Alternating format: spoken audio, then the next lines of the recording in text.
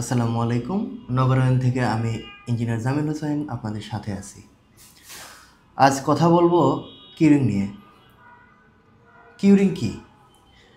Curing মূলত concrete ঢালাইয়ের পরে সেটিকে শক্তিশালী এবং আর্দ্রতা ধরে রাখার প্রক্রিয়া।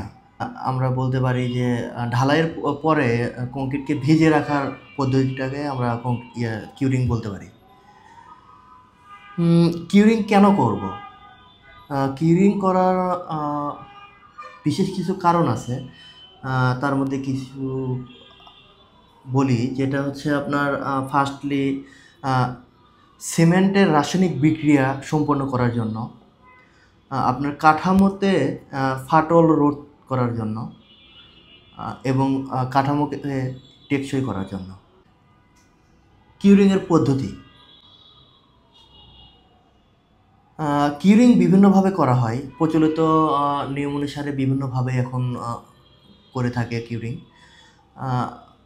ফার্স্টলি আমরা যদি বলতে যাই, সেটা হচ্ছে ঝিল্লি পদ্ধতিতে বা হচ্ছে পন্ড মেথড। এটাকে আমরা বলতে গেলে পানি বেঁধে, বিশেষ করে স্ল্যাব যখন আমরা কাস্টিং করে ফেলি, এরপরে স্ল্যাবের উপরে আমরা চারিপাশে একটা বাধা তৈরি করে সেখানে পানি আমরা জড়ো করে রাখি। এটাকে আমরা হচ্ছে পন্ড মেথড বলতে পারি। এরপরে আমরা যেটা বলতে পারি সালা দিয়ে আর কি, বা কিউরিং। এটা সাধারণত কলাম এবং পিলিয়ারগুলোতে করা হয়। কলামগুলোতে হচ্ছে উলম্ব মেম্বারগুলোতে আপনার ওখানে হচ্ছে আপনার পানি বেঁধে তো কিউরিং করা সম্ভব নয়। এই কারণে আমরা সেখানে সালার মাধ্যমে কিউরিং করে থাকি। সালাগুলো বেঁধে দিয়ে পানি সাইড থেকে ছিটিয়ে পানি দিয়ে সেটাকে আমরা ভিজিয়ে রেখে এভাবে কিউরিং করে থাকি। দেন ছায়া পদ্ধতিতে, এটা সাধারণত কোনো একটা কাঠামোকে উপরে একটা স্তর দিয়ে, যেমন পলিথিন বা আদার্স কোনো ম্যাটেরিয়ালসের মাধ্যমে উপরে একটা আস্তর তৈরি করে, যেন সরাসরি কাঠামোতে রোদের স্পর্শ না আসে। কারণ রোদের স্পর্শে আসলে সেখানে আপনার রোদের কারণে আপনার জলীয় বাষ্প হয়ে পানিগুলো উড়ে যায়। এই কারণে হচ্ছে ওখানে একটা বাধা তৈরি করে ওটাকে আমরা ছায়া পদ্ধতিতে বলে থাকি। এরপরে হচ্ছে এখন নতুন একটা আমরা পদ্ধতি যেটা দেখতেছি, এটা হচ্ছে আস্তর পদ্ধতি। বিভিন্ন কেমিক্যাল বা ম্যাটেরিয়ালস ইউজ করতেছে এখন, যেটা কিউরিংয়ের জন্য আমরা ব্যবহার করে থাকি। উপরে একটা আস্তর তৈরি করে, এই কারণে আর কিউরিং করা হয় না। আরেকটা পদ্ধতি আছে হচ্ছে আপনার ছিটানো পদ্ধতি। বিশেষ করে আমরা হচ্ছে দেওয়ালে যখন গাঁথুনি বা প্লাস্টার করে থাকি, সেখানে তো পানি দেওয়ার প্রয়োজন হয়। সেখানে তো আপনার চটও বেঁধে দেওয়া যাবে না বা ওই করাও যাবে না। এই কারণে আমরা হচ্ছে ছিটানো পদ্ধতিতে সেখানে আমরা পানি কিউরিংটা করে থাকি।